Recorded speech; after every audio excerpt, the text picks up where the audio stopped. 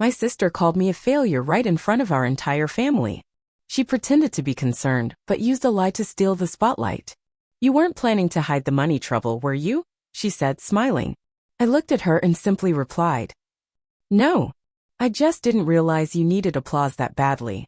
Then I walked away quietly on my own terms. She thought she embarrassed me. But she had no idea what it would cost them in the end. My name's Avery Dalton, I'm 34, and right now I'm standing in my parents' backyard, watching my sister Sienna gather everyone around for yet another one of her grand announcements. That familiar twist in my stomach tightens the moment I catch sight of her self-satisfied grin. Even after 2 decades of rivalry, she still finds new ways to get under my skin. What she doesn't realize is that while she's gearing up to put me on the spot, I've got something in my pocket that could flip the whole situation: ownership papers to the lakefront home she's always dreamed about. Sometimes the most powerful way to respond isn't through anger, it's by giving someone a reality check they won't forget. But before I share how I turned things around that day, leave a comment telling me where you're watching from, and hit subscribe if you've ever had to deal with a difficult family member. Growing up as Sienna Dalton's little sister always felt like living in someone else's shadow. From the beginning, it was like I was entered into a lifelong contest I never agreed to. Sienna's 2 years older, and honestly, she spent her entire life trying to stay one step ahead of me. Our childhood in suburban Vermont was comfortable, not flashy, but secure. Dad worked as an engineer, and Mom taught at a local elementary school. They raised us with steady values: work hard, save what you can, and treat people kindly. But somehow, those lessons landed differently for the two of us. I was the practical type from the start. While most kids my age spent their babysitting money on makeup or the latest fashion, I tucked mine away for college. My room was always tidy, my grades were strong, and I had a long-term plan before I even started high school. Nothing dramatic, just focused and steady. Sienna, though, leaned into a more glamorous lifestyle early on. She was drawn to designer brands, tropical getaways, and being the center of attention. Where I believed in patience and progress, she chased quick wins and surface-level success.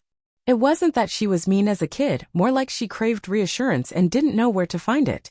The first time I remember her taking credit for something I did was in 4th grade. I had worked on a science project for weeks, an intricate terrarium showcasing ecosystems, and my teacher called it college-level work. At parent night, I overheard Sienna telling her friends that she had helped me with all the complex parts because I didn't really understand the science.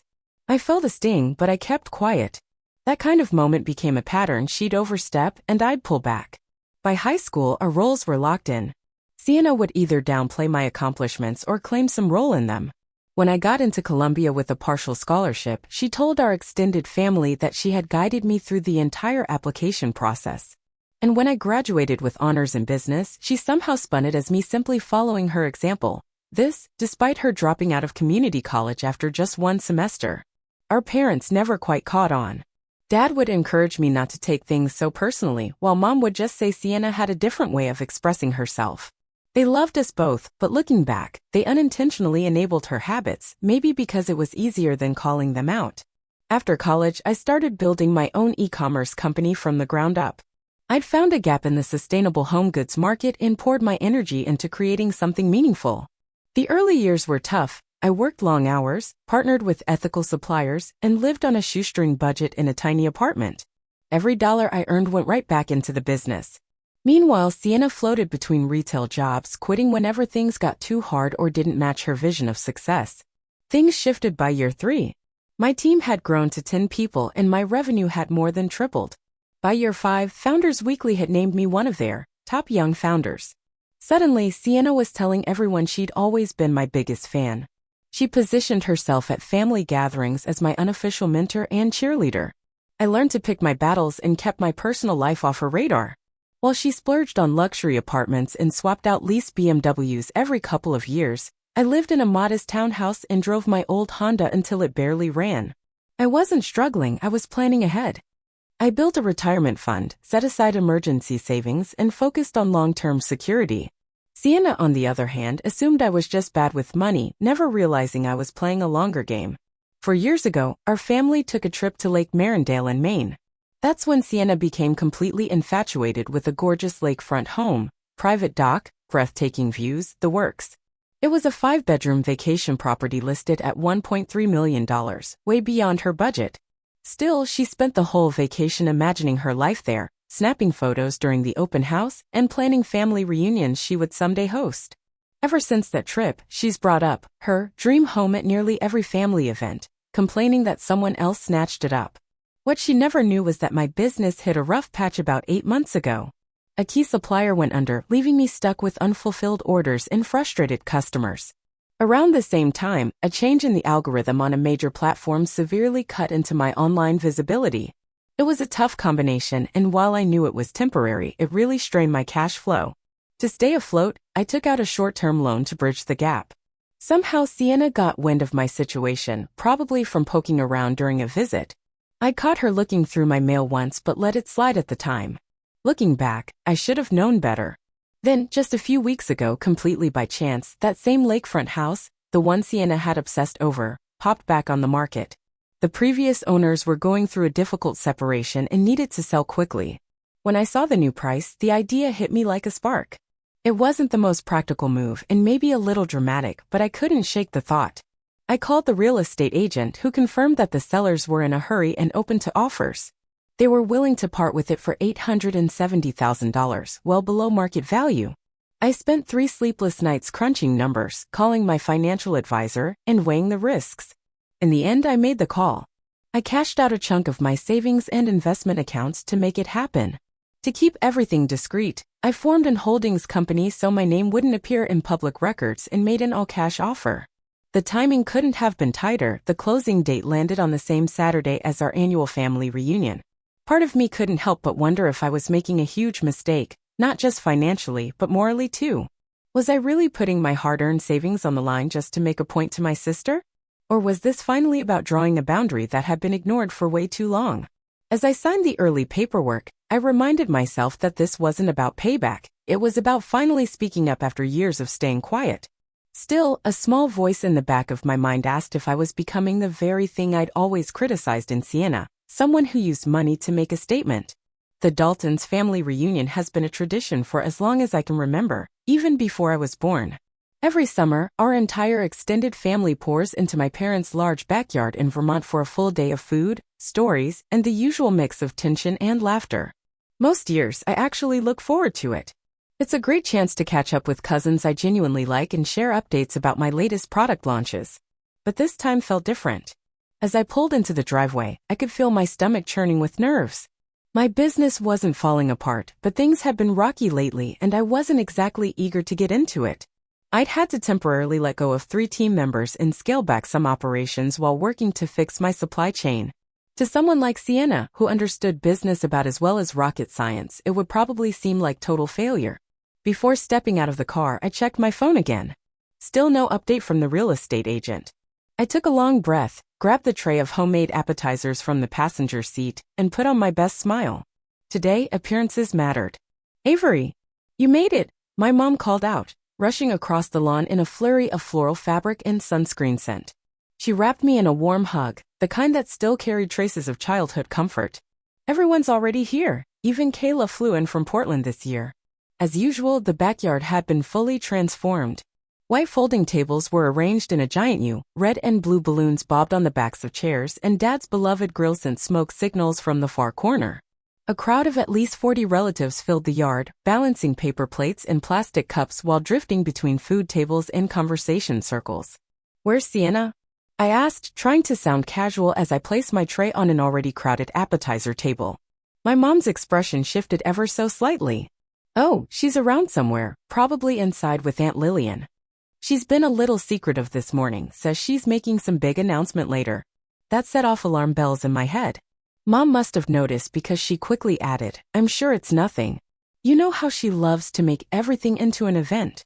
Maybe she finally got that department store promotion." I nodded, managing a polite smile. "Yeah, maybe." As I made my way through the crowd, I was met with hugs and cheek kisses like party favors handed out at the door. Cousin Mason asked if I could offer his daughter some internship tips. Uncle Martin excitedly shared how he'd installed bamboo flooring after seeing it in my product catalog. Aunt Sylvia wanted my thoughts on turning her knitting hobby into a craft nest shop. Normally, these chats would leave me energized, family members who saw my effort and respected my work. But today, I felt oddly distant, like I was watching the whole thing through a pane of glass. My eyes kept drifting, scanning for Sienna, half expecting her to drop some theatrical twist at any moment. Eventually, I spotted her near the drink station, deep in conversation with Cousin Elise and Aunt Lillian. When she caught my eye, she flashed a wide, overly bright smile and gave a wave. Then she leaned in and said something to the others, who both turned to look at me with that soft, pitying look I'd come to know too well. "Don't let her throw you off," a voice said behind me. I turned to find my cousin Brooke handing me a glass of wine. She was the only one I trusted with the truth about my recent business struggles. Brooke ran a successful accounting firm and had helped me restructure some of my debts. "Whatever Sienna's planning," she said, "it says more about her than it ever will about you." "I know," I said with a sigh, grateful for the wine. "I just wish I understood why she's still like this. We're in our 30s, it feels like this rivalry should have ended years ago." Brooke let out a dry laugh. "In normal families, maybe.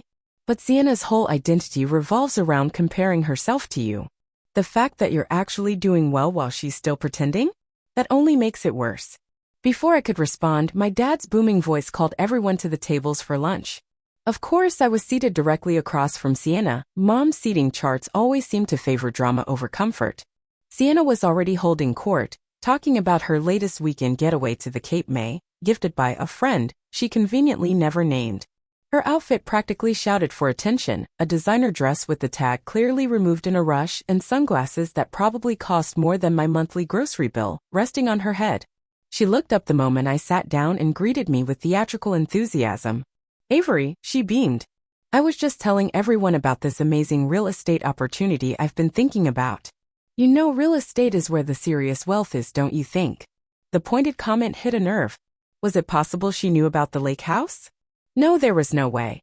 The deal hadn't even closed yet. "It can be," I replied evenly, helping myself to some potato salad. "If you've done your homework." She leaned in slightly, lowering her voice to a not-so-subtle whisper that the whole table could still hear.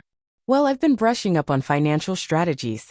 You know, it's so important to prepare before the market shifts.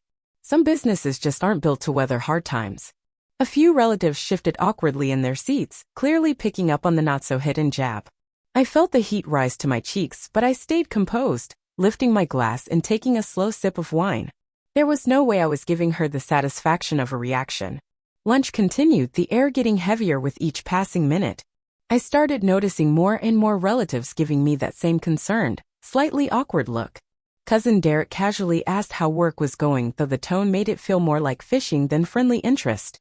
Aunt Lillian even chimed in, suggesting she knew someone hiring for administrative roles, you know, in case I was looking for something more secure. By the time dessert rolled out, I felt completely drained from holding myself together. I politely excused myself to the bathroom, needing a breather. In the quiet of my parents' powder room, I pulled out my phone and checked for updates. One new message from the real estate agent. "All documents ready for signing tomorrow at 8:30 a.m. Congratulations on your new lake house." A strange calm washed over me. Whatever Sienna had in mind, I now had something solid on my side. I looked at myself in the mirror, straightened my posture, and headed back outside to rejoin the crowd. I spotted Uncle Frank by the dessert table, focused intently on a slice of Mom's famous blueberry pie. He'd always been my favorite, quiet, observant, and uncannily insightful when it came to family dynamics. "Your sister's definitely got a mission today," he said as I walked over. It wasn't a question. "Looks like it," I replied, picking up a brownie. "Any idea what this grand announcement is supposed to be?" Uncle Frank gave me a look that said more than words. "Probably nothing good, judging by all the whispering she's been doing." Then he added, "But if I've learned one thing in 4 decades of marriage to your Aunt Joyce, it's this: people who go out of their way to knock others down are usually standing on shaky ground themselves." I gave him a grateful smile. "You're right. I just wish, eh?" Before I could finish, the sharp clink of a spoon against glass cut through the buzz of conversation.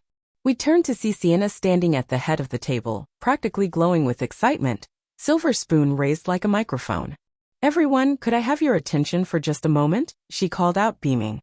"I have something important to share." The backyard hushed instantly.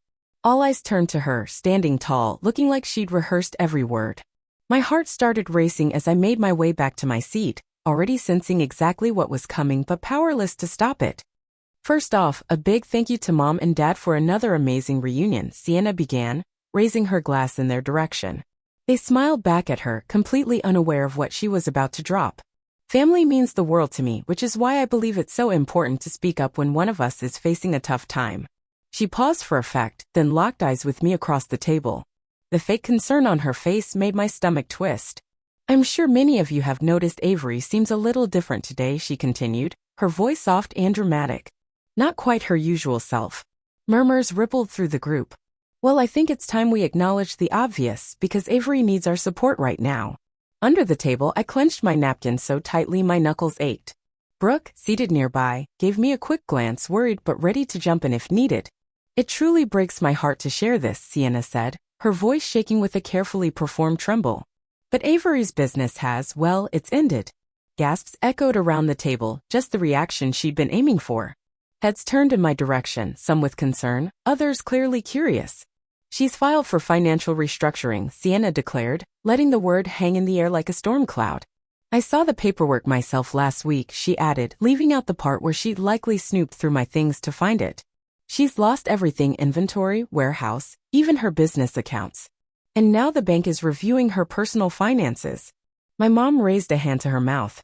Avery, sweetheart, is this true? Why didn't you say anything?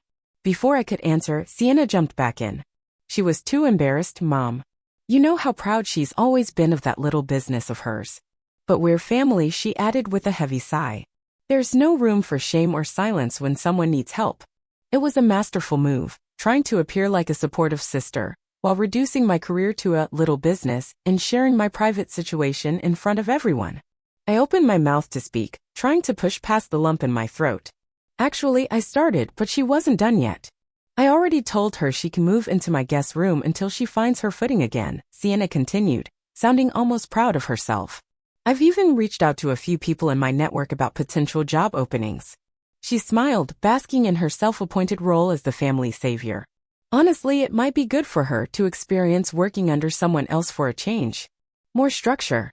Less stress. A vivid memory hit me hard 4 years ago when Sienna had been let go from yet another position. I'd offered her a customer support role at my company, trying to help her land on her feet. She'd laughed in my face and said there was no way she'd ever work for her little sister. Now here she was, painting herself as the one coming to my rescue in front of our entire family. My dad stood up, his face full of concern. Avery, why are we just finding out about this now? We could have helped. All eyes turned to me. The truth was straightforward. There was no financial restructuring. Yes, my business had run into some cash flow issues, but we were already on the mend. The new supplier I brought on board was a clear improvement over the last, and my team had come up with a creative marketing strategy to adapt to the algorithm changes. But saying all that now would have sounded defensive, like I was making excuses to save face. I drew in a steady breath. I appreciate the concern, I said, keeping my tone even and locking eyes with my sister. But Sienna doesn't have the full picture. My company is going through some restructuring, but it's far from bankrupt. I've got it under control. Sienna's smile flickered for a second before she quickly recovered. Oh, Avery, there's no need to pretend, she said, her voice syrupy. I've seen the paperwork. Chapter 11 isn't something you can just ignore. The way she name-dropped Chapter 11 instead of Chapter 7 was no accident, it was meant to sound convincing. A few relatives nodded along, clearly swayed by her specific wording over my more general denial. Maybe we should talk about this privately, I suggested, trying to keep my composure. We're all family, Sienna said, stretching her arms wide. There's nothing to hide. Everyone stumbles sometimes. She added with a pointed look, some of us did warn you about expanding too fast. That wasn't true. Not even a little. She had criticized me for being too cautious, not too bold. The way she twisted the story was maddening. I excused myself quietly and walked toward the house, feeling dozens of eyes following me. Once inside my parents' kitchen, I leaned against the counter and took a few deep breaths, grateful for the silence and cool air. My phone buzzed. A message from Brooke lit up the screen. Want me to accidentally spill wine on her designer dress? I couldn't help but smile. Then another text came in, this time from my real estate agent. The attachment read, "Final contract for your review before tomorrow's signing." Uncle Frank appeared in the doorway, his expression filled with quiet concern. Your sister's really putting on a show, he said, closing the door behind him to give us privacy. She's always had a flair for drama, I replied, slipping my phone into my pocket.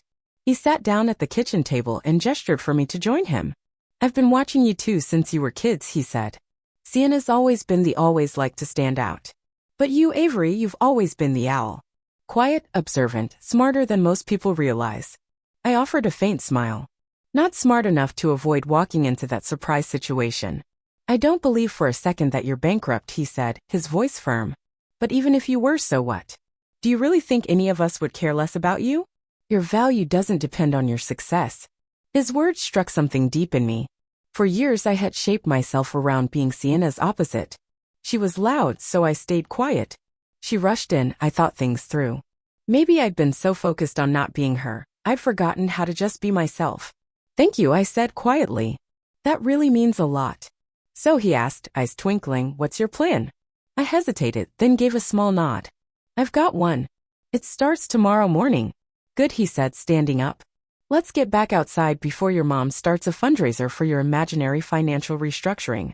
We returned to the backyard, where Sienna was still holding court, now explaining her generous plans to help me get back on my feet. I sat down and took a bite of pie, letting her words pass over me. Tomorrow would take care of itself. The rest of the reunion felt like a strange dream. What should have been a cheerful family gathering had turned into an impromptu intervention, Avery's imaginary financial restructuring edition. Relatives I hadn't spoken to in years suddenly popped up as financial advisors, handing me business cards and telling stories about friends who had made miraculous comebacks. Aunt Carol caught me by the lemonade. Have you considered multi-level marketing? She asked. My neighbor's daughter makes 6 figures selling essential oils.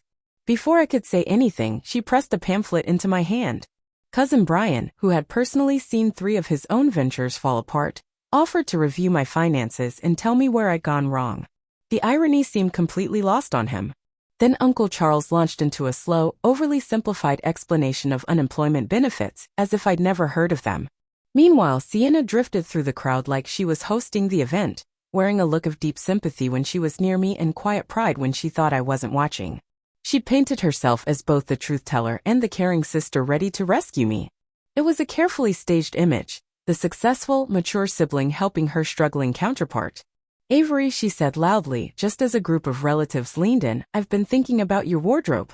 When you move in with me, we can go through my closet. I have a few outfits that would work perfectly for job interviews. The suggestion that I'd need her hand-me-downs when my own wardrobe was higher quality, even if it wasn't flashy, was clearly meant as a dig. I gave her a tight smile and excused myself. To their credit, my parents looked unsure. My mom kept bringing me more food like I hadn't eaten in days. My dad awkwardly mentioned his retirement fund, saying it was in good shape if I needed help. Their concern was real, but the way they accepted Sienna's version of events without even questioning it, that stung almost as much. As the afternoon slowly slipped into evening and the tiki torches flickered to life around the yard, I found myself alone on the old wooden swing near the edge of the property. It was the same swing I used to escape to as a kid whenever Sienna's teasing got to be too much. Some habits never really fade. Mind if I sit with you?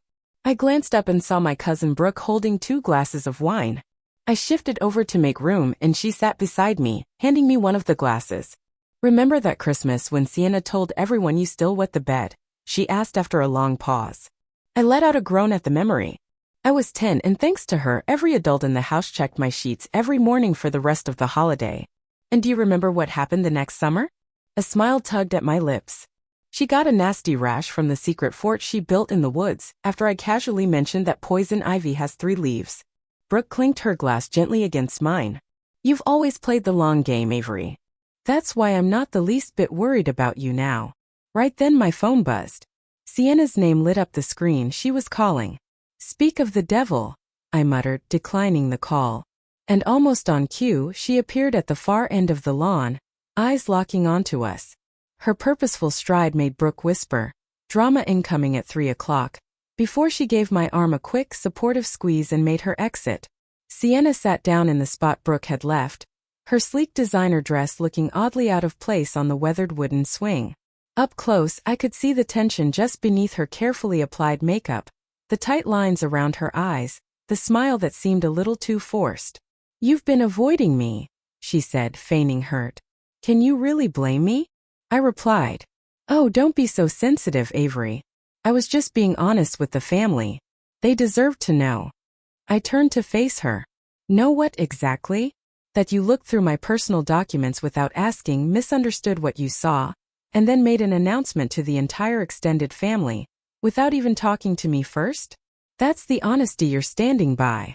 Her eyes narrowed slightly. I saw the financial restructuring paperwork, Avery. Stop trying to pretend it's not real. What you saw, I said evenly, were contingency documents my lawyer prepared in case of emergency. They were never filed. My business had a setback, not a collapse. For a brief moment, uncertainty flickered in her expression, but she recovered quickly. Well, either way, the family needed to hear it. I'm just looking out for you. I already let everyone know you can stay with me until you get back on your feet. The spare room is small, but it's better than nothing, which from the sound of things is where you're at now. Her words hit hard. Not just because they were harsh, but because it was clear she wanted me to seem less confident and rely on her. She didn't just want to embarrass me. She wanted to present herself as the one lifting me up while quietly pushing me down in everyone else's eyes. I'm not moving in with you, Sienna, I said, keeping my voice steady. My business is fine. My house is fine. My life is fine. I don't need saving. She stood, smoothing the fabric of her dress like she was brushing off the conversation. We'll see. I already told everyone we're meeting with a financial advisor Monday to go over your options. I'm not letting you turn down help just because of pride. As she walked away, my phone buzzed again. This time it was a text from her sent to the entire family group chat. So worried about Avery, it read. She's really in denial. If anyone knows of any job opportunities, please send them to me. She's too proud to ask herself. I stared at the screen as the replies poured in. Well-meaning messages from relatives who had no idea they were being pulled into a performance. Even as the evening wound down, Sienna's carefully crafted narrative continued. The depth of her desire to see me diminished was hard to believe. Later, while helping my mom clean up in the kitchen, she brought it up gently. Honey, about what Sienna said, is it really that bad? I placed the serving dishes I'd just washed on the rack and turned toward her. Mom, if I really were going through something that serious, do you think you'd find out about it from Sienna, at a reunion? She looked a little embarrassed. I guess not. But she sounded so sure. And you've been so quiet lately. My business hit a few snags with a supplier, but we've already recovered, I explained. What Sienna did today was share private information incorrectly, by the way, without asking me first. And instead of anyone checking in with me, they all just believed her. My mom dried her hands with a kitchen towel, her expression thoughtful. You know how Sienna is, she said softly. She's always been a little sensitive when it comes to your success. My jaw tightened. That's not sensitivity, Mom. That's cruelty. Before she could say more, my phone rang. It was the real estate agent. I stepped out onto the back porch to take the call. Avery, great news, he said. All the paperwork is finalized. We're set for 9 a.m. tomorrow. The sellers have already moved out, so you'll get the keys right after signing. As I ended the call, I noticed Sienna watching me from across the lawn. There was a flicker of suspicion in her eyes. And right then I made up my mind. The lake house wouldn't just be another investment. It would be the perfect setting for a long overdue conversation between sisters. Sunday morning arrived bright and clear. One of those flawless summer days New England is known for. Even after tossing and turning all night in my childhood bedroom, I still woke early. My parents had insisted I spend the night after the reunion. They were genuinely worried about me after Sienna's big announcement. That morning I dressed with care. A crisp white button-down and navy slacks. Professional but subtle. I wanted my look to say, confident businesswoman without shouting for attention. As I applied a light touch of makeup, I mentally walked through what I needed to say to Sienna. This wasn't about getting even. It was about setting boundaries and speaking the truth. Downstairs, I found my dad at the kitchen table working on his usual Sunday crossword. He glanced up, clearly surprised by what I was wearing. Dressed up for a Sunday morning, he said, setting his pen aside. I have a meeting, I told him, pouring myself a cup of coffee. A business opportunity that couldn't be pushed. He watched me for a beat, then said, Avery, about yesterday. Your mom and I. We're concerned. If you're going through something financially, we'd like to help. No judgment. I sat down across from him, hands wrapped around the warm mug. Dad, I need you to hear me clearly. I'm not filing for financial restructuring. My business hit a short-term cash flow snag, but things are already improving. What Sienna told everyone wasn't accurate, and honestly, it was a huge invasion of my privacy. His concern shifted to confusion. But she said she saw the paperwork.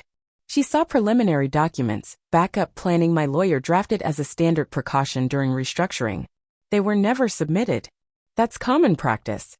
If you need more proof, feel free to call my accountant tomorrow. Dad looked down at his crossword, his face tinged with regret. I should have asked you directly. You should have, I said gently but firmly. For 34 years, you and Mom have given Sienna the benefit of the doubt and expected me to rise above it all. I'm tired of being the one who always has to absorb it. A long pause settled between us, quiet, but filled with everything we'd never said. Then he finally nodded. You're right. We've let her behavior slide too often. I'm sorry, Avery. His words, delayed as they were, meant more than I realized. I reached across the table and squeezed his hand. Thank you. So he said, clearing his throat, what's this meeting about? I smiled. A property investment. Actually, I should get going meeting the agent at 10. As I grabbed my purse and keys, my phone buzzed with a new group message from Sienna. Taking Avery to brunch today to go over next steps. We'll update everyone on her situation later. So grateful for all the support during this tough time. The nerve of it. I hadn't agreed to any brunch. But she was still pushing the story of being my savior. I typed out a quick response. Actually, I've got a meeting this morning. Let's rain check. Her reply came seconds later. What meeting? Financial advisors don't work Sundays. Stop avoiding help. Instead of continuing the conversation in the group chat, I sent her a private message. Meet me at 11 o'clock at the Beanhouse Cafe on Willow Road in Winnipegosis. We need to talk. I could practically sense her excitement through the screen. She probably thought I was giving in and finally asking for her support. Her reply was syrupy sweet. Of course, sis. I'll be there for you. The drive to Lake Marindale took just under 2 hours. It gave me time to settle my thoughts and refocus, glancing occasionally at the folder of closing documents beside me. By the time I pulled into the real estate office, I felt calm and grounded. The closing was smooth. I signed page after page, initialed forms, and transferred the biggest sum of money I'd ever moved. When it was done, the agent handed me 3 sets of keys. Congratulations, Ms. Dalton. The lake house is officially yours. I made the short drive to the property and pulled into the circular driveway. This place, now mine, was everything the listing had promised. The cedar and stone home stood proudly, facing the lake, with a wraparound porch and floor-to-ceiling windows soaking in the view. A private dock stretched into the clear water, with a small boathouse at the end. I unlocked the front door and stepped inside. Sunlight poured through the windows, warming the polished hardwood floors. The previous owners had left behind some tasteful furniture, including a large stone fireplace in the great room, flanked by built-in shelves and cozy seating. The kitchen was outfitted with granite counters and high-end appliances. Upstairs, the master suite offered sweeping views of the lake and a spa-style bathroom. It was just as Sienna had described it over the past 3 years, her dream home. The one she was planning to buy once her big break came through. I wandered slowly from room to room, taking it all in. And although a part of me had bought it to make a point, I was surprised by how much I genuinely loved the space. There was something serene about it. A perfect escape from the pressure and pace of running my business. At 10:15, I sent Sienna a quick text. Change of plans. Meet me at 2:15 p.m. on Willow Road instead of Beanhouse Cafe. She replied immediately. Where is that? Just pop it into your GPS. See you soon. I brewed a pot of coffee and brought 2 mugs out to the porch swing overlooking the lake. The sun sparkled on the water, and a light breeze carried the scent of pine and fresh air. Despite the conversation ahead, I felt remarkably at peace. Right on cue, well, a little late at 10:47, I heard a car pulling into the drive. Through the trees, I caught a glimpse of her red BMW pulling in behind my car. She stepped out, clearly confused, glancing at her phone like she wasn't sure she had the right place. As she walked up the path, her expression shifted from puzzled to curious as she took in the house. When she saw me sitting on the porch, her brows pulled together. Avery, what are you doing here? Whose house is this? She climbed the steps, her oversized sunglasses perched on her head, brunch outfit immaculate, but totally out of place. I gestured to the empty seat next to me. Have a seat. Coffee. She stayed standing, blinking at the house behind me. Seriously. What is this place? Are you house sitting or something? I took a slow sip of coffee and smiled. You don't recognize it? That's surprising, considering how many times you said it was your dream home. Her eyes widened as recognition set in. She turned around slowly, taking in the house with new awareness. Wait, is this the lake house? The one that sold 4 years ago. It went back on the market last month, I said calmly. Divorce sale. I held out a set of keys. Want to see the inside? She stared at the keys, then back at me. Confusion gradually giving way to realization. You bought this place? But how? You're bankrupt. I finished for her. There it was, the moment she revealed what I already knew. She'd known her story wasn't true. That's exactly why I wanted to talk, I said. I'm not bankrupt. I never was. Sienna stood frozen on the porch, eyes flicking from the keys to my face. The story she'd built, of the successful older sister swooping in to rescue her struggling sibling, was unraveling right in front of her. But I saw the documents, she said, her voice losing its usual certainty. They were just contingency plans, I explained. My lawyer drafted them in case things got worse. They were never filed. I placed the keys on the small table between us. We had a short-term issue when one of our suppliers shut down, but we've already bounced back. Better supplier, stronger strategy. She lowered herself onto the porch swing, clutching her designer bag like a shield. So, you're not moving in with me? No, Sienna. I never planned to. Her voice grew smaller. Then why didn't you stop me from telling everyone? I didn't let you do anything, I said, the emotion finally rising in my chest. You went through my personal papers without asking. Then, based on something you didn't understand, you made an announcement to the whole family, without even talking to me first. She looked briefly ashamed, but quickly shifted into defense. I was just worried. I was trying to help. Were you? I asked. Or were you enjoying the moment? Watching me struggle while painting yourself as the supportive, accomplished sister. She didn't answer. I softened my tone. Sienna, we need to talk about how this dynamic between us has gone on for years, and I've let it continue by staying quiet. That ends now. She stared out at the lake, avoiding my eyes. What dynamic? You're the one who's always had it together. The smart one. The responsible one. The entrepreneur. Do you know what it's like living in your shadow? I almost laughed, but there wasn't anything funny about it. My shadow. I said gently. You've spent our adult lives trying to appear more successful than me. You've taken credit for things I've worked for, called my business a little project, and constantly tried to outshine me with things you can barely afford. That's not true, she whispered, though her face said otherwise. Isn't it? I asked. Let's take yesterday. You found something that confused you. Instead of asking me, you chose to broadcast it in front of everyone. Why? She was quiet, her eyes focused on her manicured nails. I think, I said carefully, it's because your identity depends on being seen as the more successful one. And when you found those documents, it felt like a chance to prove that for good. A tear rolled down her cheek, cutting through her flawless makeup. It's just not fair, she murmured. You make it all look so easy. The business. The investments. Everything. You never struggle. That's not true, Sienna, I said. I struggle plenty. I just don't tie my self-worth to how I compare to you. I handed her a tissue from my pocket. And by the way, buying this house wasn't easy. It was a risk.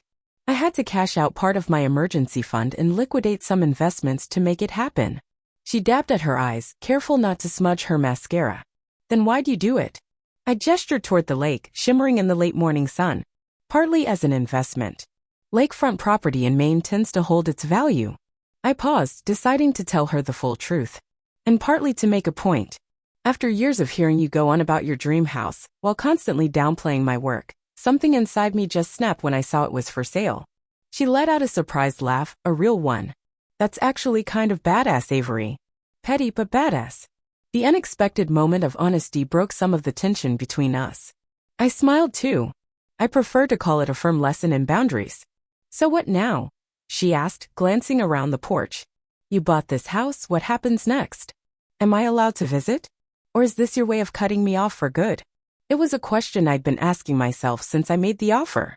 That depends on you, Sienna.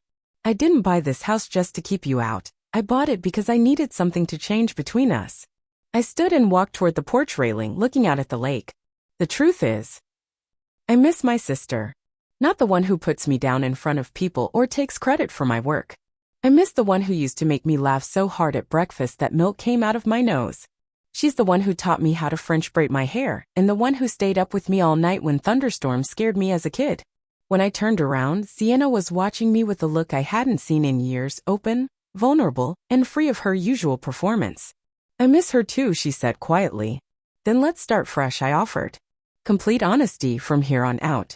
So tell me, why did you tell everyone I was filing for financial restructuring? She let out a long breath and set her purse aside. Because I'm overwhelmed, Avery. My credit cards are maxed out. I'm 3 months behind on my car, and my job put me on performance review because my sales are down. Nothing in my life feels stable right now. And then I found those papers and thought, finally, something I'm doing better at than you. The truth hung there between us, raw and unfiltered. It was maybe the first completely honest thing she'd said to me in years. Thank you for telling me, I said gently. But why didn't you just ask for help? Because I'm supposed to be the one who has it all together, she blurted out. I'm the older sister. I'm the one who's supposed to have made it by now. How could I admit that my little sister runs a real business, while I'm still folding sweaters at a department store at 36? I sat beside her again. Sienna, success isn't just about your job title or how much money you make. And it's definitely not a scoreboard between us. Easy for you to say you're the one winning, she muttered, though without any real bitterness. Am I? I asked. I work 70-hour weeks. I haven't had a real vacation in 5 years. My last relationship ended because I was always working. There are plenty of areas in life where I'm not winning. She looked over at me, surprised, like it hadn't occurred to her that my life had cracks too. I guess we both made up stories about each other that weren't entirely true. Exactly. I paused, then continued, so here's what I'm thinking. This house has 5 bedrooms. One is obviously mine, but another could be yours if you're willing to follow a few conditions. Her eyes widened. You'd let me use the lake house? After everything that happened? If I emphasized, you agreed to a few ground rules. First, no more public attention I didn't ask for or taking credit for things that aren't yours. Second, we stay honest with each other about everything, including finances. And third, you tell the family the truth about what happened at the reunion. She flinched a little at that last part. They'll think I'm awful. They'll think you made a mistake. But if you own it, they'll respect that more than a cover-up. She sat with that for a moment, then gave a slow, thoughtful nod. And in exchange, I get to visit this beautiful place? More than that, I said. You get the chance to be my sister again. Not my rival. I added, and if you want help getting your finances sorted, I'll be there. No judgment. Just practical support. For a moment, I thought her pride might kick in again. But then her shoulders eased, and for the first time in years, I saw the real Sienna, the one without the performance. I'd like that, she said simply. I held out my hand. Then we've got a deal. She ignored the handshake and hugged me tightly instead.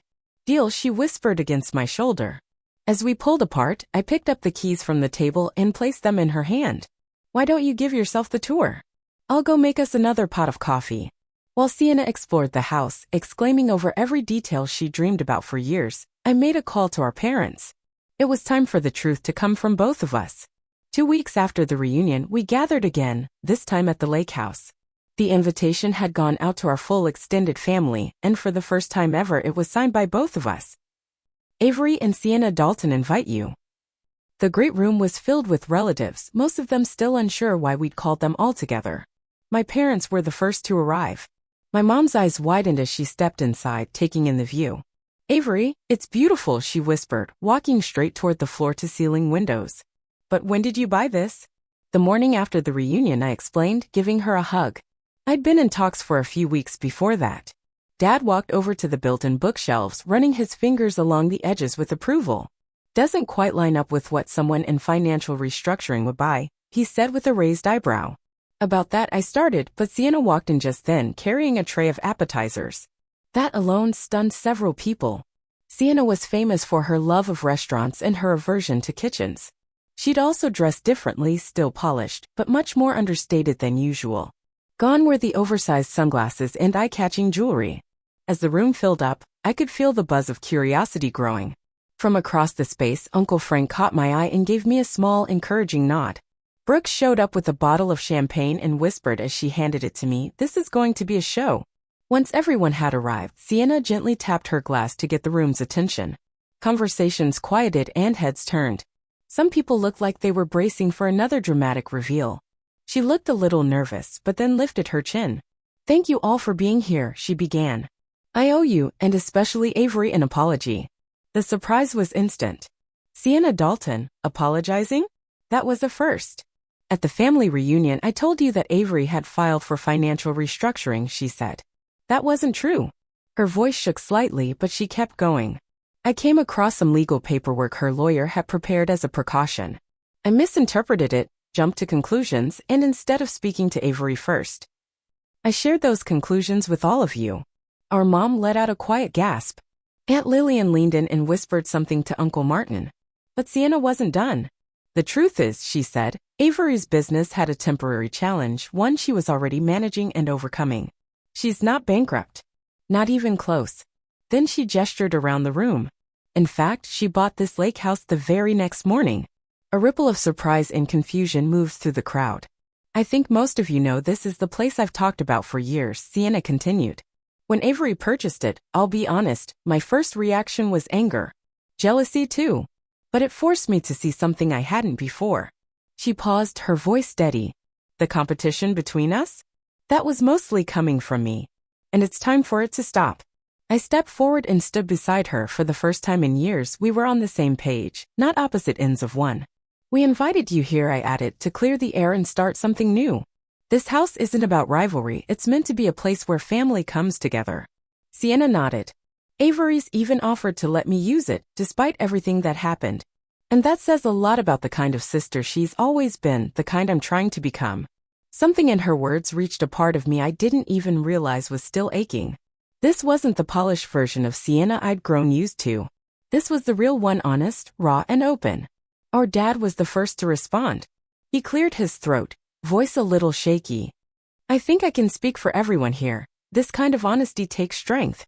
And I'm proud of you both." Just like that, the tension in the room eased. Conversations sparked back up, this time filled with support, curiosity, even a few quiet apologies from relatives who admitted they believed the financial restructuring rumor too quickly. Uncle Frank wrapped each of us in a warm hug and whispered, "It's about time." Of course, things didn't change overnight. In the months that followed, we both slipped into old habits now and then. Sienna would sometimes fall back into comparison, and I still had moments where I pulled away instead of speaking up. But something had shifted. With my help, Sienna created her first real budget and started facing her financial challenges head-on. She landed a role in retail management, a position that actually aligned with her strengths in people skills and style. She still loved fashion, but she started valuing quality over image. Meanwhile, my business didn't just recover, it grew. The supplier change and the new marketing strategy we developed during the tough season ended up producing our strongest quarter yet. The lake house became everything I'd hoped for, a place of calm, a space for healing. My parents celebrated their 45th anniversary here. Cousins brought their kids for summer weekends. And Sienna and I started something we'd never had before, monthly sister weekends. Conversation by conversation, we rebuilt what we'd lost. One evening, while sitting on the dock during sunset, Sienna turned to me. "You know, you could have used this house to get back at me. After everything, no one would have blamed you." I dipped my toes into the cool lake water and thought for a moment. That was never the point. I was angry when I made the offer, sure, but deep down, I think I just wanted to break the cycle we'd been stuck in. She let out a soft laugh. "Well, you succeeded. Nothing bursts a person's ego like watching their bankrupt sister buy their dream house." I laughed with her genuinely. Then I said, "Funny thing is, this house ended up meaning more than I ever expected. Not because of its value or how pretty it is, but because it's the place where we finally started telling the truth." She nodded, thoughtful. "I've been thinking a lot about what you said months ago about how measuring your worth through comparison just drains you. I've done that my whole life. Not just with you. And I'm tired." "I get it," I said. "That kind of pressure never leads to peace." "I'm learning," she whispered. As the sun dipped below the treeline, casting gold across the water, I realized something. This house had given me far more than real estate. It had brought me back my sister. And it had taught me that sometimes the most powerful way to respond to pain isn't with revenge or even forgiveness. It's with transformation. The announcement that was meant to tear me down ended up becoming the start of something better. By trying to define me publicly, Sienna had unintentionally sparked something honest between us. Not just between sisters, but within the whole family. That night, we all sat around the fire pit, laughing and sharing stories as flames flickered in the darkness. The road from pain to peace hadn't been easy, but I wouldn't take back a single step. What about you? Have you ever had a turning point with a family member? A moment where things finally shifted? Let me know in the comments below. I'd love to hear your story. And if this tale of sisterhood and reconnection meant something to you, please hit that subscribe button and give this video a thumbs up. Thanks for spending this time with me. And remember, sometimes the very moment designed to break us becomes the one that sets us free.